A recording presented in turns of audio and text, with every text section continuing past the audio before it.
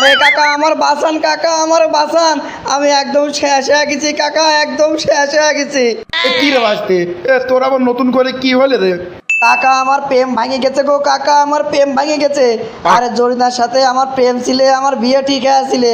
আরে আজকে আমার বিয়ে হওয়ার কথা ছিলে, সেই জরিনা আমার ধোকা দিয়ে চলে গেছে কুদ্দুসির সাওয়ালের সাথে কাকা। আরে কেলটু, আরে জরিনা চলে গেছে সেইকে না হয় বুঝলাম, কিন্তু কালকে চার দোকানে সওয়াল পল তো ধরে বাড়ি লেখা সেটা কত? আরে কাকা দুঃখের কথা কি কব গো, আরে খালি কি বাড়ি হয়েছে নাকি আমার? আরে আমার বাড়িতে আমার জামা প্যান্ট সব ছিঁড়ে ফেলেছে গো বেটা, ছিঁড়ে ফেলেছে। একখানি আন্ডারওয়্যার ছিলে আমার, সে আন্ডারওয়্যার পর্যন্ত ছিঁড়ে ফেলেছে আমার বাড়িয়া। বুঝলাম না, তোর প্রেমিকা তোর সারি চলে গেল, সওয়াল পল চার দোকানে ধরে তোর বাড়িলে, এ কাহিনী কি রে? হঠাৎ করে কি হলে আর কি করেছিলি তুই কত? আরে কাকা আমি লোকজনের কাছ থেকে মেলা টাকা পয়সা হাওলাত করেছিলাম, সেই টাকা 26 তারিখে দিতে না পারেই তো সবাই আমার চার দোকানে ধরে বাইতে পারিয়েছিলে। আর জরিনার সাথে ভাব নিয়েছিলাম আমি জরিনার BMW কার কিনে দেবো 26 তারিখে।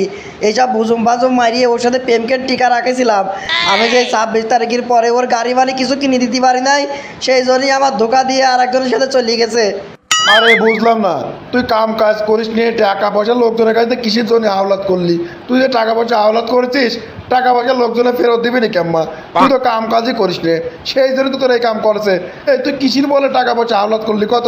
আর কি জন্যই তুই জরিনার গাড়ি কিনে দিতে চাইছিলি? তোর কাছে কি টাকা আছে? আরে কাকা 26 তারিখে আমার কোটিপতি হওয়ার কথা ছিল গো কাকা, কোটিপতি হওয়ার কথা ছিল।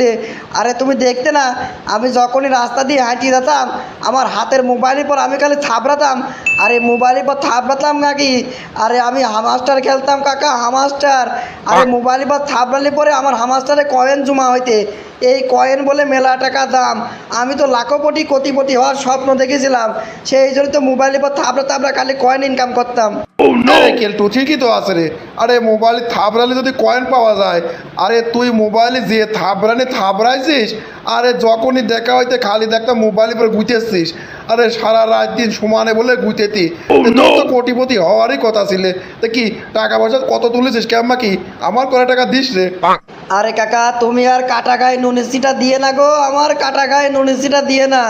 আরে কাকা এই হামাস্টার খেলতে খেলতে আমার ফোনের চার্জারকে নষ্ট হয়ে গেছিলে, আমি এক দোকানেতে বাকি করে চার্জার কিনেছিলাম।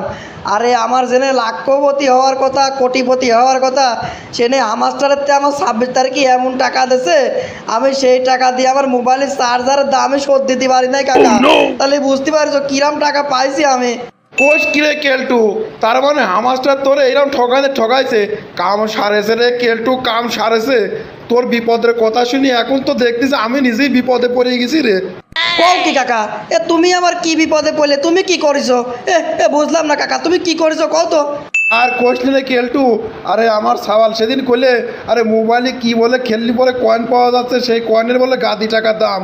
তুই যা করছিস আমার তো মনে হচ্ছে আমার সওয়াল সেইটার কথাই কইছিলি রে আমার। আরে এইসব কথা কয়ে আমার কাছ থেকে আমার সওয়াল 1 লাখ টাকা নিয়ে একখান দামি মোবাইল কিনেছে। তার মানে আমার সওয়ালে তো ধরা খাইছে রে মনে হয়।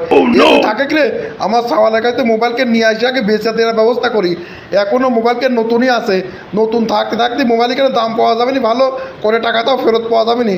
আমার কুলাঙ্গার সওয়াল আমার কিলাম করে ঠকাইছে রে কেলটু। বন্ধুরা আমাদের ভিডিওটি শুধুমাত্র মজা করার জন্য, আমাদের এই ভিডিওর মাধ্যমে কাউকে ছোট করা বা কারো কোনো ক্ষতি করার উদ্দেশ্য আমাদের নেই। দয়া করে কেউ সিরিয়াসলি নেবেন না।